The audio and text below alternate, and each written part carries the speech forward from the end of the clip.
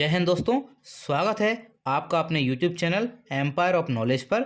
यहाँ पे आज हम LCM और SCF बहुत ही सरल भाषा में निकालना सीखेंगे। आइए देखते हैं किस प्रकार करते हैं। यहाँ पे आपको दे रखा है 15, 30 और 60।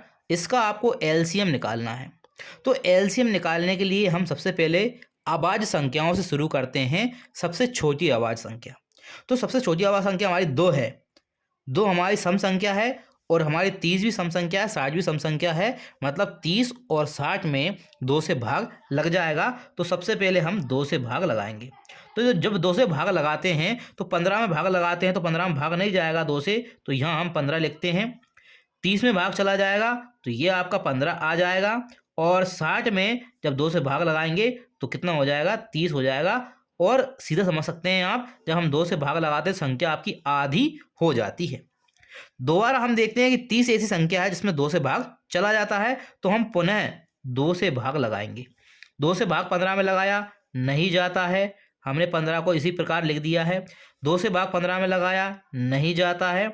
2 से भाग 30 में लगाया तो 2 से भाग कितनी बार चला जाएगा, 15 बार चला जाएगा, क्योंकि 30 का आधा कितना होता है, 15। आप वैसे ही भाग लगा के देखेंगे तो 2 एकम 2, 1 बचेगा, 10 हो जाएंगे, 2 पंजा 10।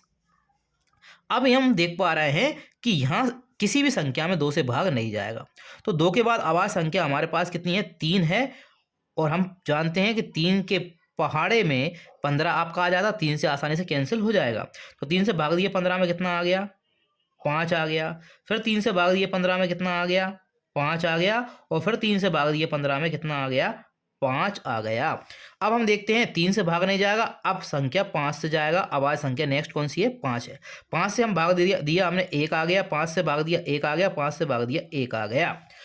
अब आपको निकालना है LCM।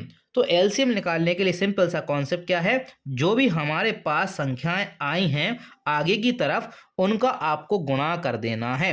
तो आपकी संख्या कौन कौन सी हैं, तो यहाँ आपकी संख्या है 2, फिर 2 है, फिर 3 है, फिर 5 है। तो फिर 3 है और फिर 5 है। अब हम गुणा करते हैं, 2 दूनी 4, 4 तिया 12 और 12 पंजे 60। मतलब जो इसका LCM आएगा संख्याओं का, वो आपका कितना आ गया, 60 आ गया इसका LCM।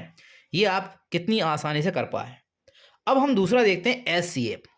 अब आपको SCF में ये समझना जरूरी है कि जो तीनों संख्याएं हैं, उन तीनों संख्याओं में किसी एक संख्या से भाग जाना चाहिए। अगर कोई एक भी हमारी छूट रही है तो हम उस संख्या से भाग नहीं लगाएंगे। तो हम देखते हैं ये भी सम संख्या है, ये भी सम संख्या है और ये भी सम संख्या है। यहाँ पर हम 2 से भाग लगा सकते हैं, 2 से भाग हम लगा सकते हैं। जब हम 2 से भाग देते हैं 36 में, तो 36 का आधा कितना होता है, 18 होता है। फिर हम 54 में भाग देते हैं तो 27 दूनी 54 होते हैं, तो 27 हो जाएगा। और 138 में भाग देते हैं तो 2 से भाग दिया, कितना आएगा, 2 ही छंग 12, 1 बचेगा, 18 हो जाएगा, 2 ही नाम 18। अब हम यहाँ देखते हैं कि इन तीनों संख्याओं में किस संख्या से भाग जाएगा। तो 2 से तो जाएगा नहीं, क्योंकि 2 ये सम संख्या है, इसमें चला जाएगा, इसमें नहीं जाएगा, इसमें नहीं जाएगा। तो अब हम अगली संख्या लेते हैं, अभाज्य संख्या 3।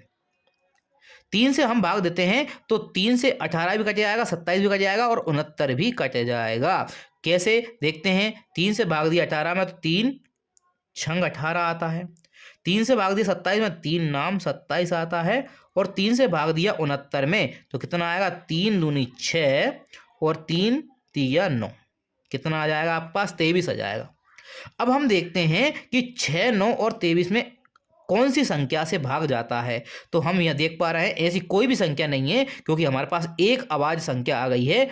अब हम कह सकते हैं कि इन तीनों संख्याओं में कोई भी संख्या ऐसी नहीं है जिस तीनों संख्याओं में एक साथ भाग चला जाए। तो बस आपको क्या करना है, यहाँ 2 और 3 आया है तो SCF निकालने के लिए जो आपके पास 2 और 3 आया है उनका आपस में गुणा कर देना है।